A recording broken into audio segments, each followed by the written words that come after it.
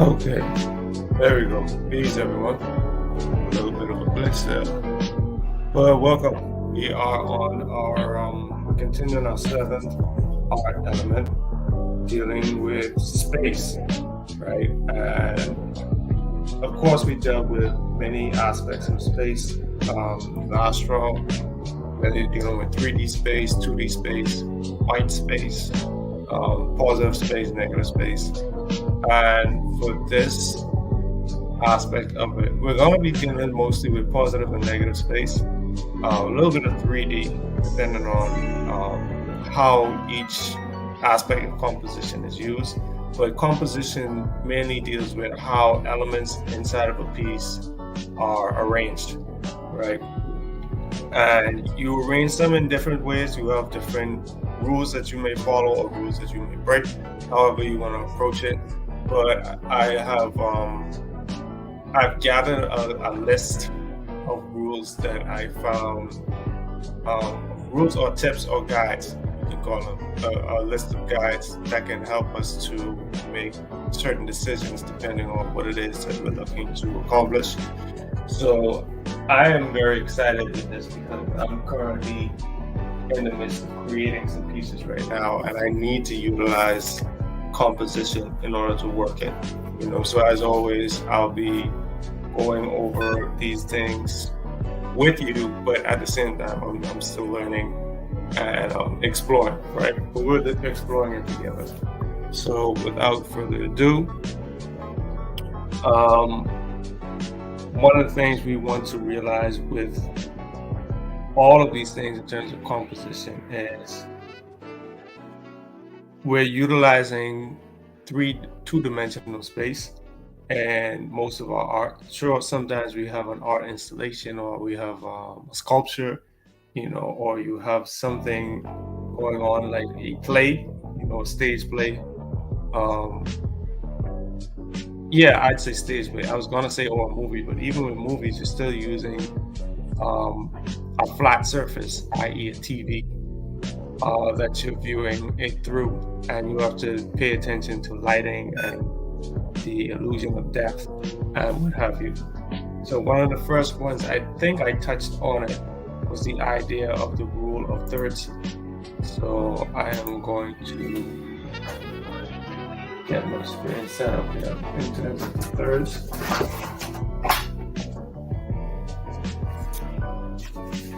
And what I touched on last time is you can divide your rectangular screen into thirds, right? 1/3, 2/3, 3/3. And what that helps you to do a section of where you want to place pieces. And some of the most, I don't know, I guess natural, I don't know how it works psychologically, but when you look at a picture or you look at a flat two-dimensional image, your eyes are drawn to the center of the screen, and it's usually around 1/3 of the way away from the edges, right? Each corner. So let me move this here.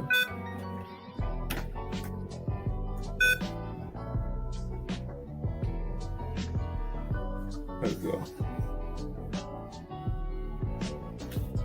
Now I can get a little bit more.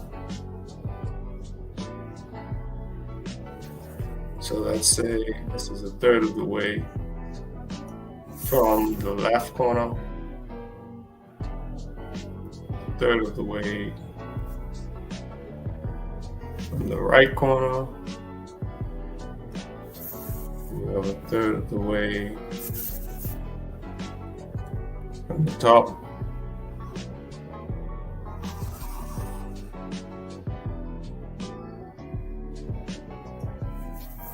that away from the bottom.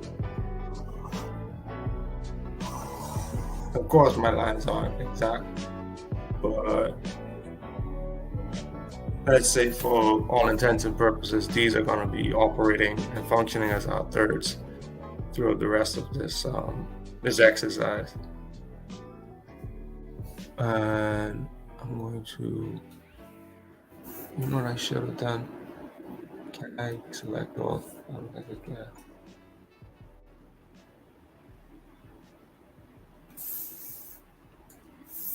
I want to make these a different color. I wonder how I do that.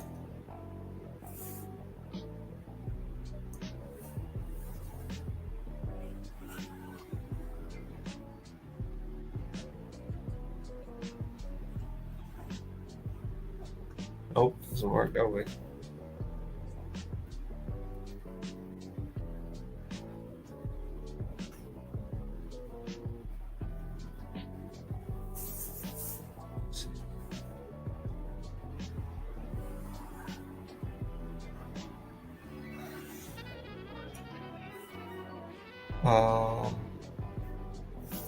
Okay, now what though?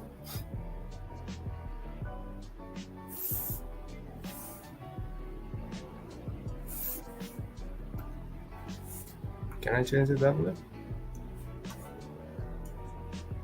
I don't think I can.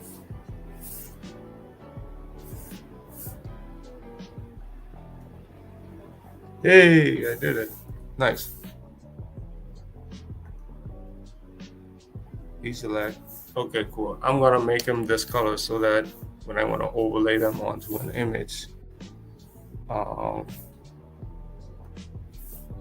me move this up a little bit. That's better. Okay, so I want to overlay it onto an image. I can make it a little easier to show. So let's say I want to choose an image.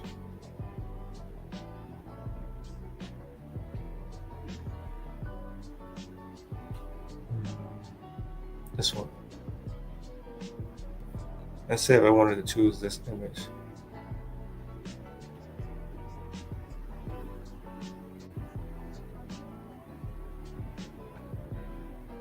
You can see where that bird is sitting, right? And it's even more pronounced if I stretch these corners out to the edge.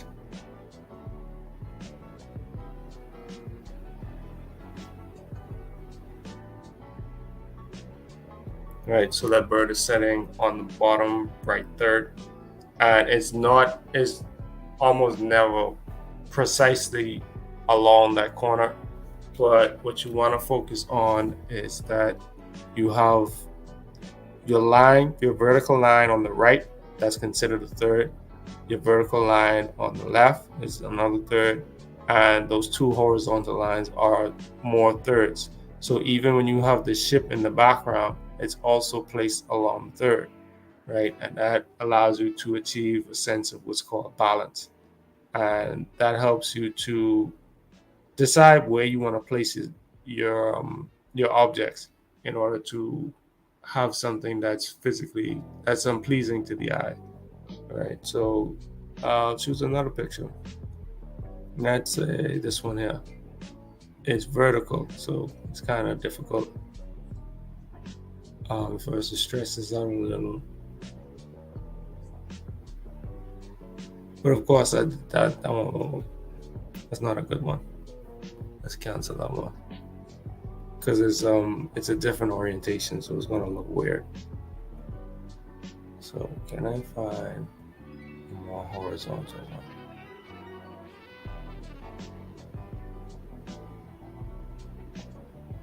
I could even, nope, another portrait one.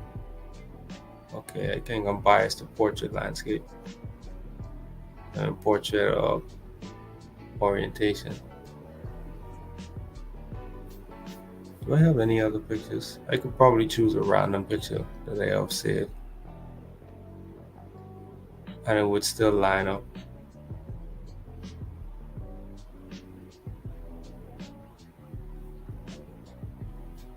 Okay, I guess I am biased.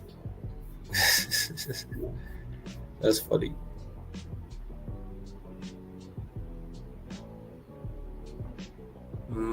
Okay, this one's landscape. There we go. And it lines right up. She lines up, of course. His face lines up with the top line. And there's other lines at play here that we're gonna get into as well. But that's one of the first ones, the rule of thirds. Uh, Typically, what you would find when people are taking pictures is the eye. One of the most prominent eyes of the subject. If it's like a close-up shot, I don't have any close-up shots that's not of a different orientation. But the close-up shot is typically along one of those cross sections. Their eye typically lines up with it.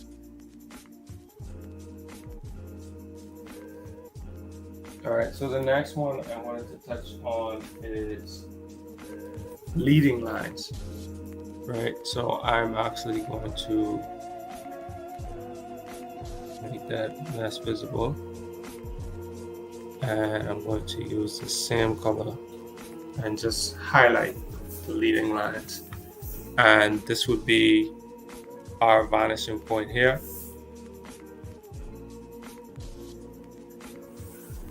And then of course you have our lines that are leaning towards it.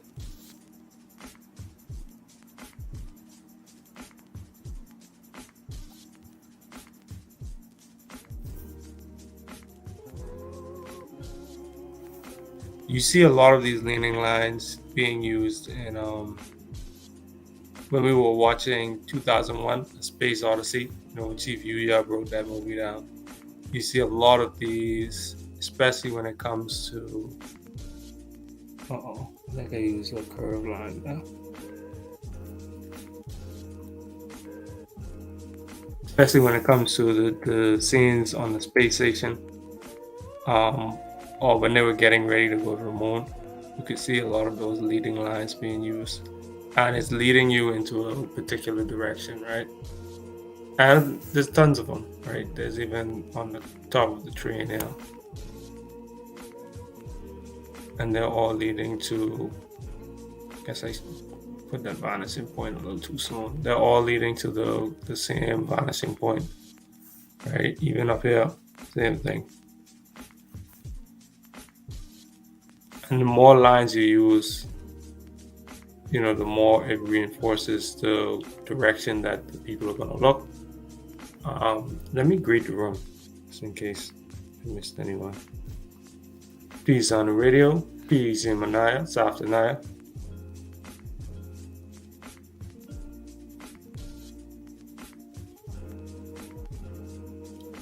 And there's other things that we need to look at as well, including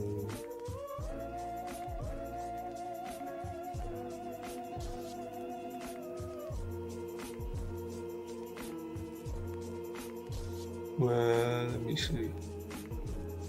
I'll use this one, not this one.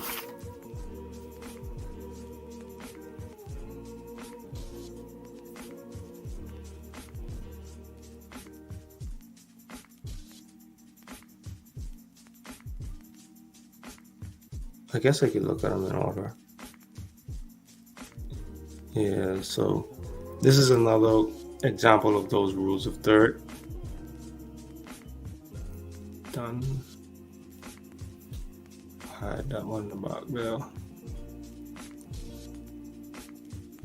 And that one, and that one. Okay, it's another good example of a rule of third.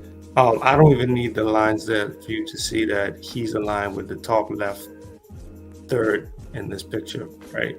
So remember when you're using those digital cameras and you're gonna take a picture, you see those lines outlining those rules of third. A lot of them come with it already overlaid on whatever you see.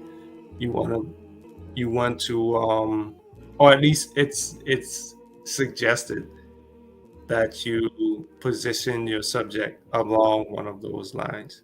It doesn't even have to intersect, but just positioning your subject along those lines helps to make a scene feel more balanced because of the amount of space above and behind and below and in front of the subject. And Go over a couple of more, then do a couple of sketches. And this one, you also have an example of different shapes that you can utilize in terms of composition as well. So in this one, you have almost like a V shape. And the V shape symbolizes a sort of, it can symbolize discomfort or a lack of structure. And the reason it can symbolize a lack of structure is because it's the opposite of a triangle, right? It's an upside down triangle, meaning it doesn't have a base. It's balancing at its pointy end. And because it doesn't have a base on top, it doesn't have a cap, it's actually also it's sort of unresolved because you have a path diversion and you have to choose. So it creates a sense of tension and unease. I'll just go through them in the order that they show up. Of course, you have leading lines again with this one.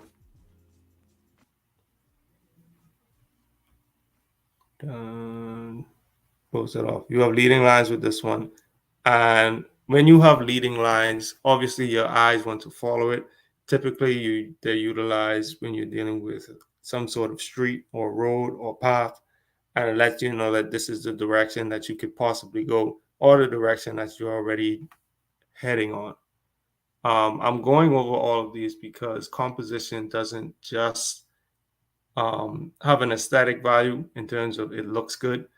It has a functional value in terms of adding structure, and it also has like an expressive value where you're able to symbolize certain things. So whether it's a road or a fork in the road, or balance or stability, or wonder, or even feeling trapped, you have all of these different styles of composition, and they allow you to convey certain types of emotions or feelings that you may not want to state explicitly. You may want it to be more subtle, right? Even in terms of symmetry, when you have a symmetrical background, you have something that portrays order, right? And you see this a lot with churches and governmental bodies or institutions, or federal buildings or things like that, courthouses. There's lots of symmetry, there's lots of columns. Schools and universities would display them as well. You see all of this symmetry and balance, and they're trying to instill a sense of order, like everything is under control.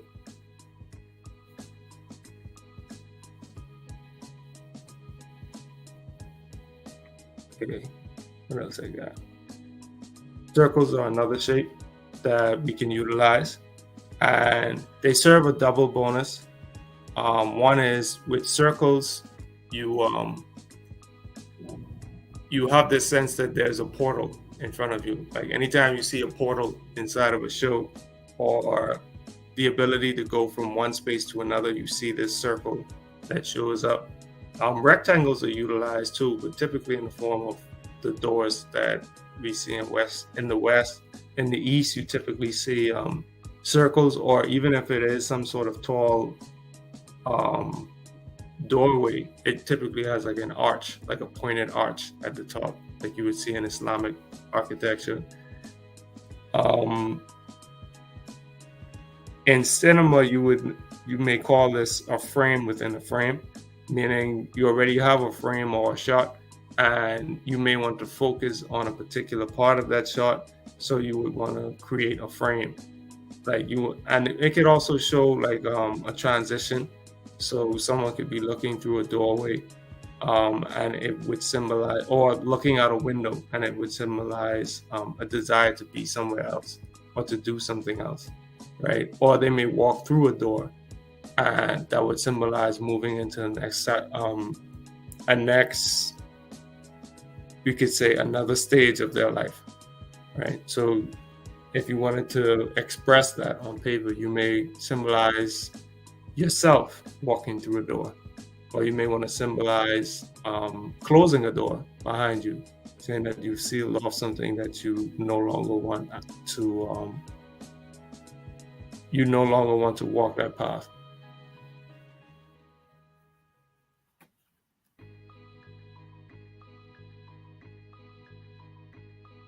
You also have patterns.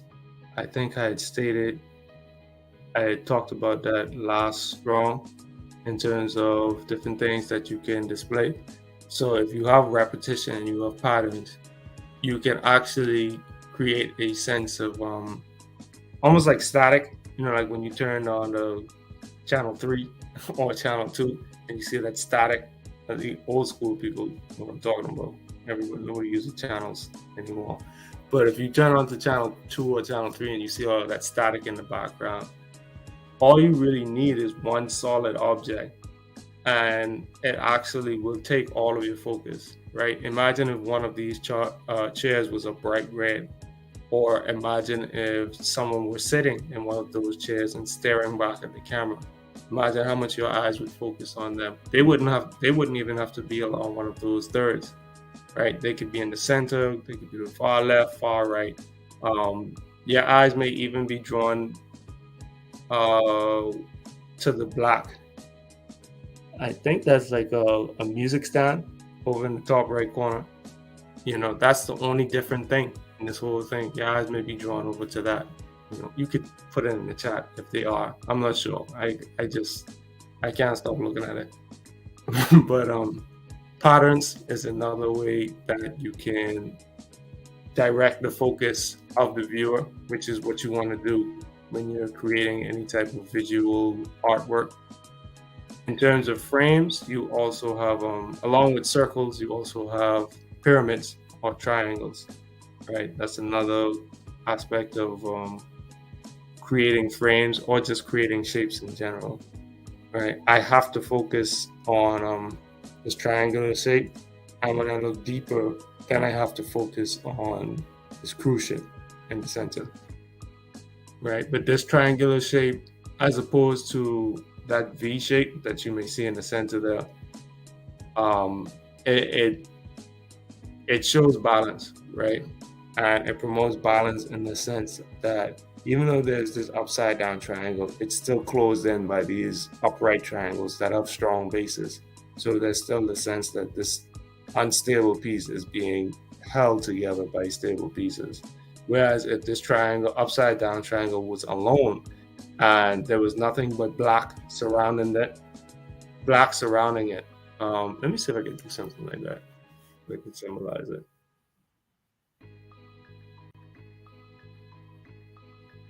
I'm just going to draw on top of this so you can see what I mean. Oh, that might be too big. Let's try that. Can I draw on top of this?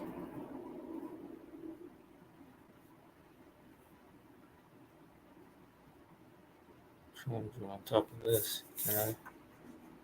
Oh, okay. I can draw on top of that, right? There we go.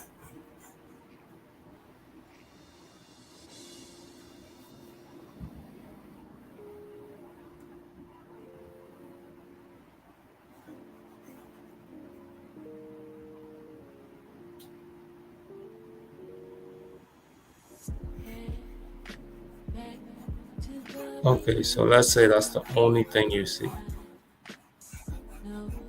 Does that feel any different now?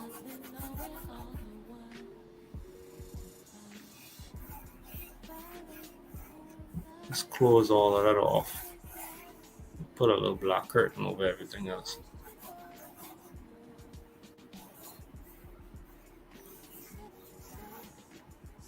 So how does that feel compared to the more balanced upright triangles?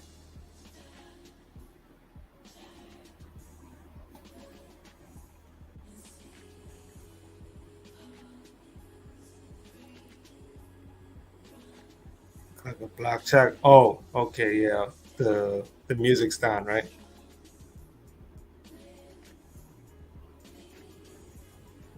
Let me go through some of these. Reminds me of Doctor Strange. I think you're talking about the circles. Yeah, the circle portals. Um, and Minglan, right? That's how the Chinese courtyards were designed. Um, Saftanaya and um, Sister Yamina says, looking through a peephole. Yeah, it looks like you're looking through a peephole. Let me zoom in on it.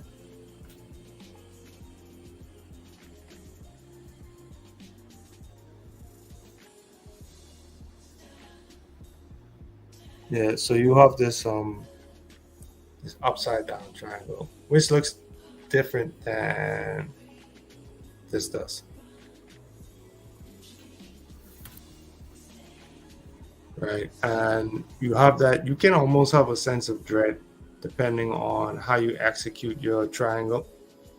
Let's say if the ship was here and the triangle was above it, pointing down, that could almost be a threat, like something stabbing down on the ship.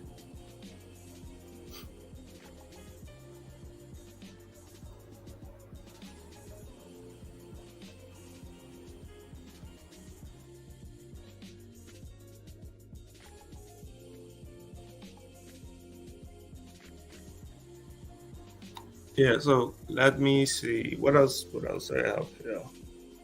I downloaded a bunch of images because I wanted to go through different possible scenarios and different elements. And I tried to find as many as I could. Um, you also have rectangular shapes as well, right? I just thought this image was so cool.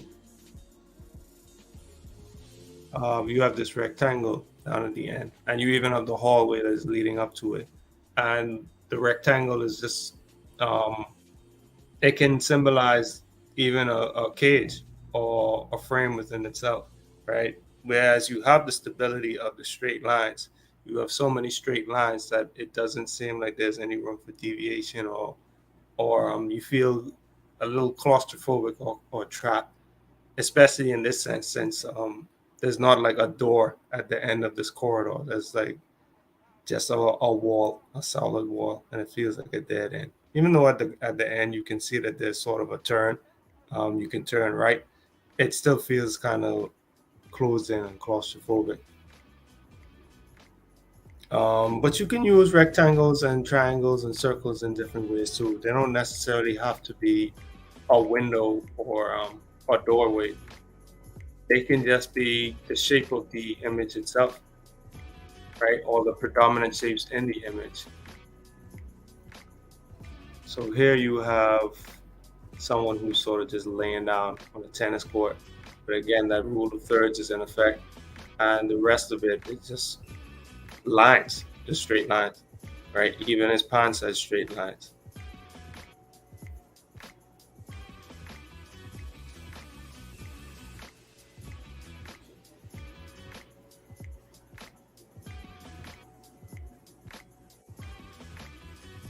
Here we have another circle.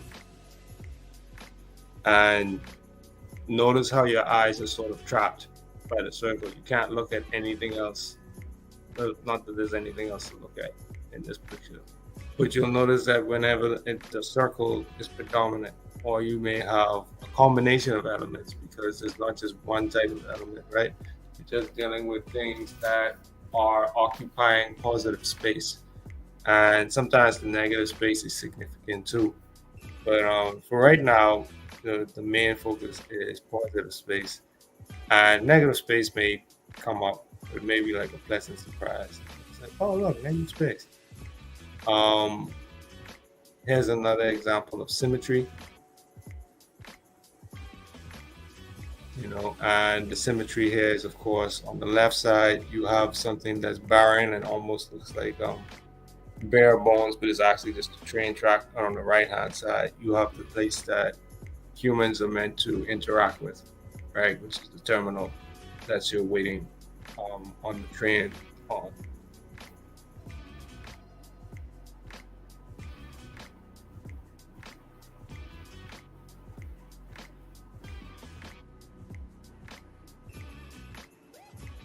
Another thing that you can do is just um, have your subject occupying center stage, right? That's another thing that you can do that doesn't necessarily require too much overthinking. So she's just occupying center stage, and that lets you know that she's the most important thing in the image, right? But sometimes you have multiple objects. I'm trying to choose for right now objects or subjects that occupy a singular place inside of the composition. And there's other ways that you can look at things as well. Here's another frame within the frame that you can look at and sort of see where we're going. So it looks like someone looking through, again, like you all were saying inside of the chat. It looks like a peephole, right? Yeah, it looks like a peephole. And in a lot of senses it is, because you're looking from one space into another space, and that automatically creates the illusion of depth. Because even though we all know this is a two-dimensional screen that we're all looking at, it looks like there's a lot of depth to this image. You know, you're looking through a wall that's between you and the background, so already the depth is established.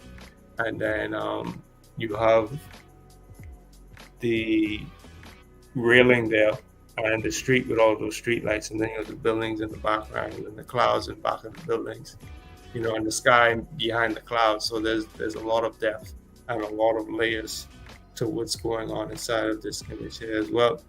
And by composing things like this, you can make things overcomplicated. So it's very important to choose your subjects wisely. Here's another example of a V shape, or even what's known as a Y shape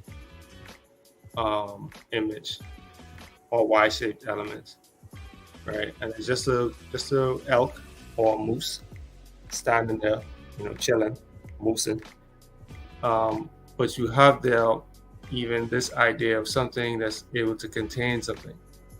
You know, it's not completely sharp and pointy and threatening like a V shape. You have stability that's beneath it as well. You know, so you don't have to worry about something being unstable or toppling over, because you already have this stand or leg to stand on, so to speak. What else did I grab? I thought was interesting. There's another Y shape.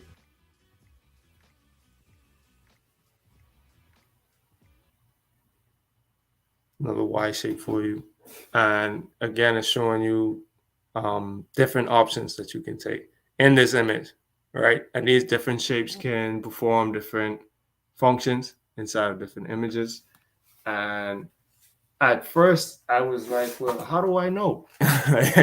How do I know which function each one of these compositional elements can perform in each image? And honestly, it depends on where you put them and their relationship to everything else that's in the image. So I'll show an example of an image with multiple elements as opposed to just one. A bit more abstract, but you can have an element like,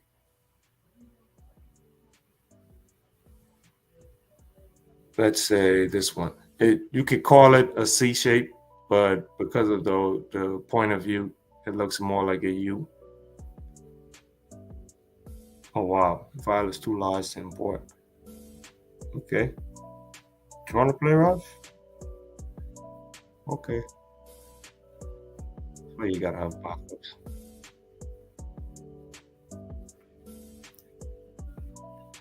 Unless, oh no, that's too large for everything. Okay, I'm gonna have to skip that one. um, but it was actually an airplane, an image of an airplane located right next to a building. and it would show you like the relationship between two different objects and how you put them next to each other to sort of get a certain effect.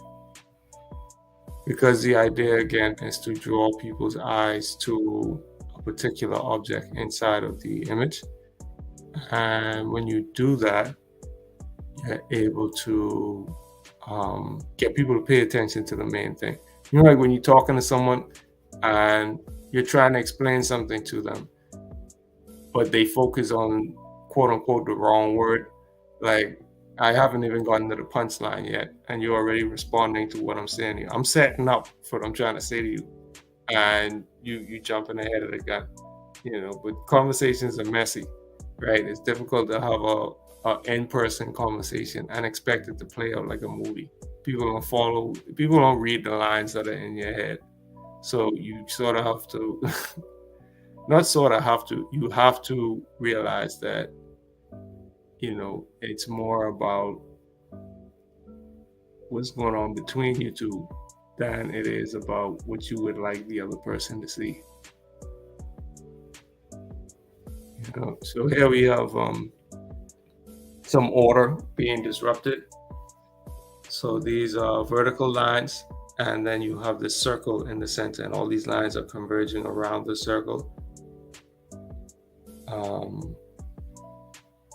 I'm just showing you different visual elements that can invoke different types of emotions or feelings, or cause you to tilt your head to the left. You know, it's like, what am I looking at? You know, here's another one with lots of geometric images, and you can see that a sense of pattern is emerging here. This reminds me of a game on Lumosity. I don't know if anyone plays that. It's like brain games. You gotta match shapes, but you see this 6-pointed star. You see this hexagon. You see these flowers. You see these L-shaped shapes, and they show up all over the place, right? And they're just elements that are rotated and repeated. So it's really cool to see like how simple shapes in a pattern can have different sorts of results. Let me try to remove that first and then put the image on, see if that makes the transition a little smoother. Try to make things a little smoother for you. Here's another example of different elements coming together, different shapes.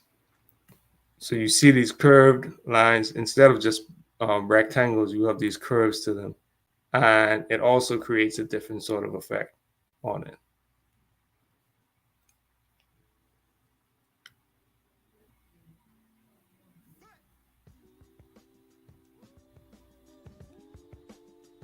Here's another 2D pattern, right? And this is just circles and triangles and squares, circles, triangles, squares. And you can see that the difference in space, it sort of gives our eyes resting places almost.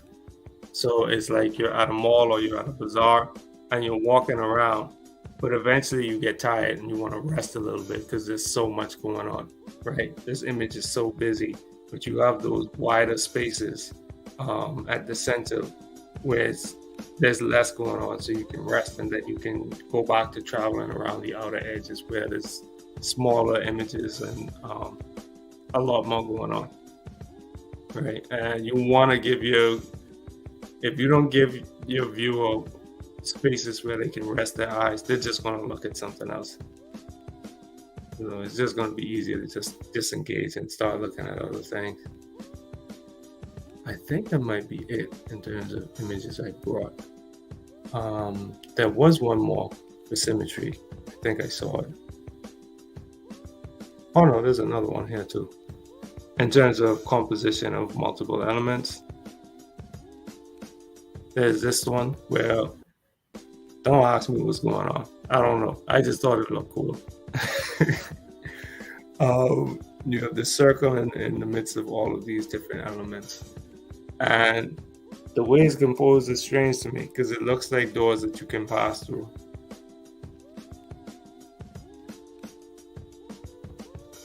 Yeah, I grabbed that one. I was like, should I use that? I can't explain what's happening, but I'll grab it anyway.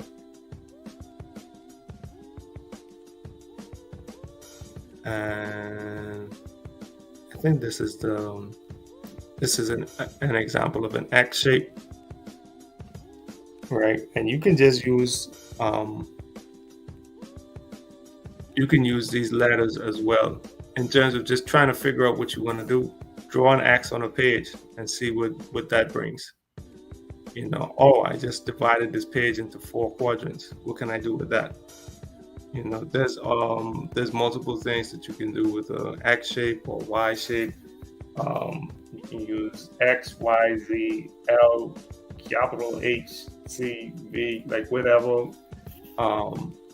shapes of your alphabet you want to use. Like you can use a tav or het or chet, or gimel, aleph. Aleph would be, I guess, the closest to X shape. You can use a yud or a tzadi. Mix it up and see, based on the lines that you draw in order to quadrant off your image, see what you can do with it and really play. That's one of the things that I'm realizing is very important when it comes to creating anything artistic, is to play. These rules, I prefer to call them guides, because when you call them rules, it's like, well, if I don't do it this way, then I'm not making art, which is, not true. These are here to guide you and give you ideas and starting places, and to make it less intimidating to start. Let's see, I know I had another image here. This is it. This is another example of symmetry. And I really thought, like, this is so cool. It's like, it's a fly corridor. You imagine if you walk inside someone's house and this is the first thing you had to walk through. It's like, what else is in here? But I thought this is so cool in terms of an interior space. You have the gold, you have the white, and the flowers. And at the other end of it, you have this circular window with a flat base, allowing light in. And then below that is a doorway, which seems like a doorway. I don't think it's a doorway though. I think that's a panel. That's like a panel. It might be a stained glass door. Who knows? But I really like the arches. That's what I was talking about earlier. That's very popular in Islamic culture. Instead of just a flat ceiling, or a flat door arch, you would have something like that. Flat arch. You know what I mean? Flat top to the door. But those are the images that I had gathered in terms of compositions. And as you gather backgrounds and different settings for a person to exist in, or for a dog to exist in, or for plants to exist in, you can start to add different elements in ways that make it more interesting, or that tell a story and don't just look like, oh, look at this, it looks so pretty. You can tell a story,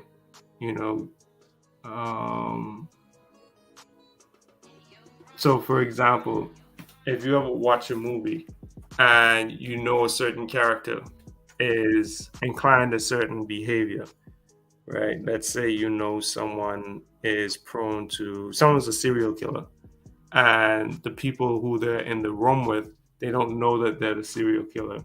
They just think that they're one of the people who's trying to help them to catch the killer.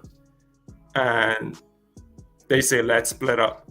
And then the killer says, I think it's actually better if we go in teams. That way no one can sneak up on us. And someone's like, yeah, good idea. So who are you going to go with? Oh, I'm going to go with Clarice.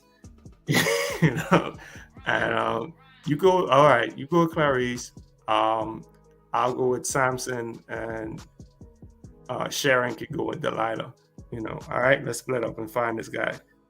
And here it is now. He goes with Clarice, and they walk into the room. And all they have to do is enter the room. Your eye is already on the knife on the kitchen counter because you know the potential that that has.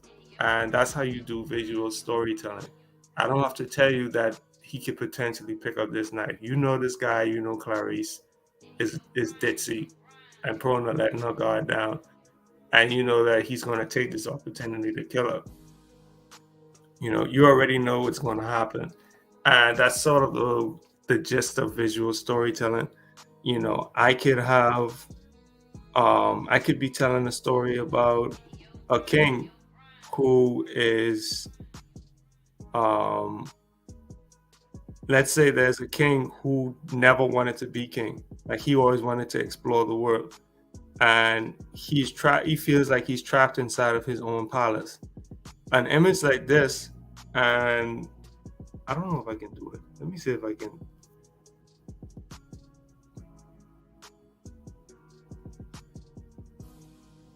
No, that's not what I wanted to do. I'm gonna try something else. I'm gonna use the black, make this smaller.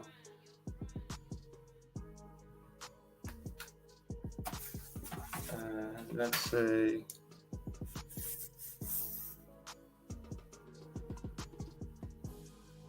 I could do multiple things actually, now that I think about it. I can have the king just standing right here.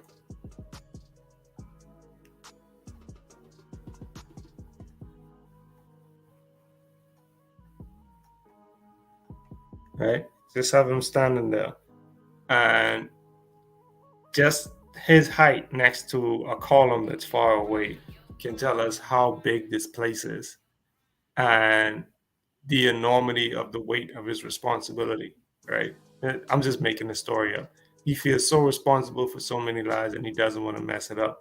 And he feels trapped inside of this large castle as opposed to being able to go out there and be amongst the people, you know, because he's forbidden from leaving the castle. Something like that tells a story, you know, even if I remove this and make this a little thinner. And let's say I drew his face like around here. Mm.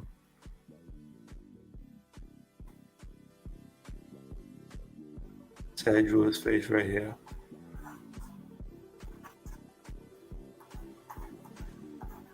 His chin.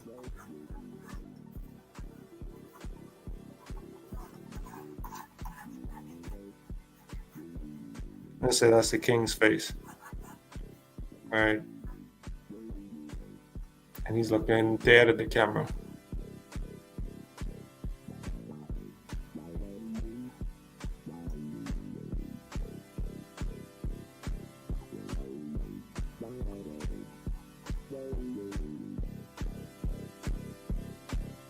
Make him look sad. Stress out.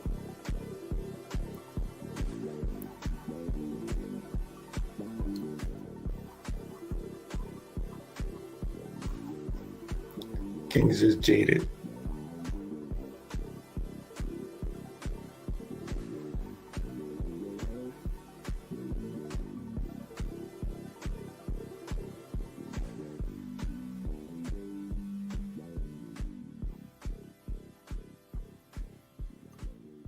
Right, that could be the king right there with a fancy hat and stuff. So the king always gotta have his headdress. That could be a piece right there. You know, heavy is the head, wears the crown, or something like that. You could do multiple things when it comes to composition. You can start with the setting, you can start with the figures, however you want to start. But knowing where you can place objects and the different effects that it can have is super important when it comes to composing a piece. And I'm definitely going through it now, composing the piece that I want to, I'm looking to create. But think of all of the different places that the word composition is used as well when it comes to creative art or creative expression, right? You have composition even when it comes to music. When you're composing music, you're determining which elements go where. Do I want to have the go there, or do I want it at the end, or do I want it at the beginning? Do I want to start off strong, or do I want to ease into it and then just freak out in the middle of the song and go back to a soft melody? Your possibilities are endless, and that's part of the stressful part of making stuff, because the possibilities are so endless. Is your responsibility to sort of narrow down those possibilities and make it something that I don't know, make it something that says something, if that makes sense. And it has to be able to say something without the pretext, right? Without me adding pretext to the image, like I did with this king here, this king character. Peace, Kira Eden. How you doing? But I didn't want to keep you all here too long. I just wanted to go through different types of composition. I know this was more of a slideshow than a sketching session. I did a little sketches there, a little bit, if you count the stick figure. But yeah, definitely wanted to go over different types of composition and different types of things that you could do with composition as we're exploring the element of space. This is mostly an exercise in positive space, right? We went over those three types of space. You have positive space, negative space, 3D space. I just lump positive and negative space in together, two sides of the same coin. But they're very important to keep distinct as well. Then you have 3D space, which shows you dimensions, height, weight, depth, and then you have 2D space as well. Right, so this one here would be an example of 3D space. All of these really, because they're all photographs. But just showing the illusion of depth on a 2D surface. And if I wanted to draw someone into that, let's say, even if I wanted to trace over this thing and copy the composition of these columns and how far away they're spaced apart, maybe even if I wanted to give them a slightly different design, I still have to have this king or this person exist in this space and it makes sense. So that's all for this evening. Hopefully you all enjoyed your day. You learned something. Yeah, and we'll link up next time. All right, as we close out the element of space and move on to some more fun stuff coming on the line. So next strong is going to be the last episode in our series. This series has been by no means exhaustive. We still got a lot to explore in the future, but for right now, it's just going to be, we're just going to continue to walk up with composition. I think that's how we're going to close it up. And we're going to explore different types of drawings and compositions that show up in art history, but also I'm going to be actually sketching. This is a sketching session. All right, so stay tuned for next strong. Peace, everyone. Have a good night.